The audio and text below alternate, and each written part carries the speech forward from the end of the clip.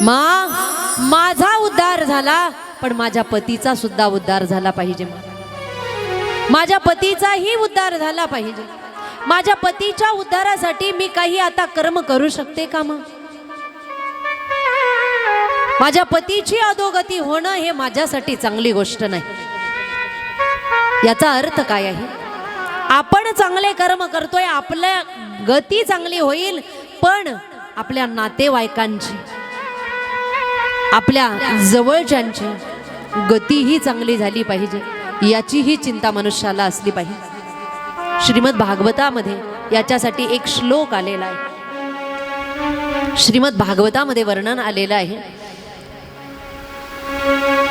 वृषभ भगवान 100 मुलांना आत्मज्ञानाचा उपदेश करत असताना सांगतायत की प्रत्येकाचं कर्तव्य आहे आपला स्वतःच्या उद्धारासाठी कर्म केले पाहिजे, पण इतरांच्या उद्धारासाठी कर्म करणं सुद्धा आपली जबाबदारी आहे।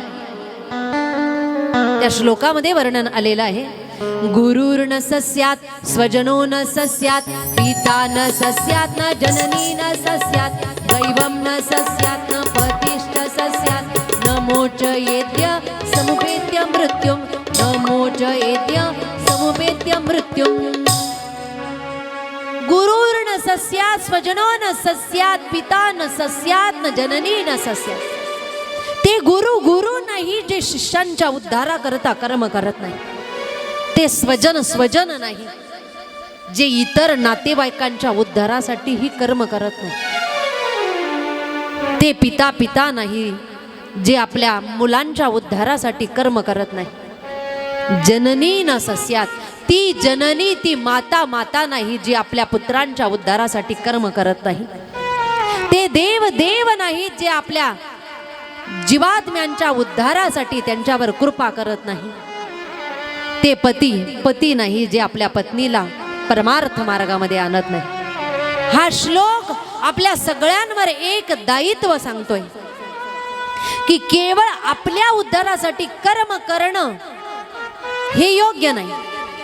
आपण आपल्या उद्धारासाठी कर्म केले पाहिजे, पण पत्नीने पतीच्या उद्धारासाठी ही पतीला परमार्थ मार्गाला लावलं पाहिजे। पतीने पत्नीच्या उद्धारासाठी ही पत्नीला परमार्थ मार्गाला लावलं पाहिजे। आपल्या मुलामुलींचा उद्धार व्हावा म्हणून माता पित्यांनी आपल्या मुलामुलींनाही परमार्थ मार्गाला लावलं पाहिजे। आपल्या नातेवाईकांचाही उद्धार झाला पाहिजे म्हणून आपल्या नातेवाईकांनाही परमार्थ मार्गामध्ये आणलं पाहिजे, हे आपलं कर्तव्य आहे। नाथ महाराज वर्णन करतात, सुखी जे निभावे जग निभवावे, सुखी जे निभावे जग निभवावे, निभवावे जग निभवावे, सुखी जे निभावे जग निभवावे,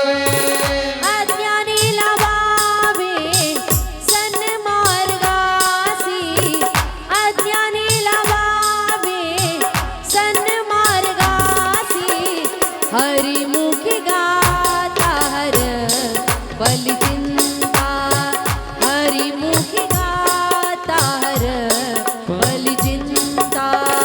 अज्ञानी लवावे, अज्ञानी लवावे सन्मार्गासी, हरिमुखी गाता हर बलिचिंता, हरिमुखी गाता हर बलिचिंता।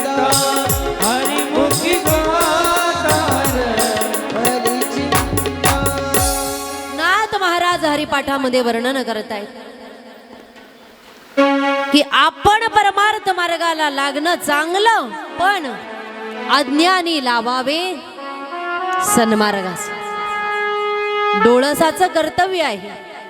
अंध व्यक्ती रस्त्याने चाललेला आहे, पुढे खड्डा आहे, खड्ड्यात तो पडणार आहे, त्यावेळेस डोळसाने काय केलं पाहिजे? गंमत बघितली पाहिजे का?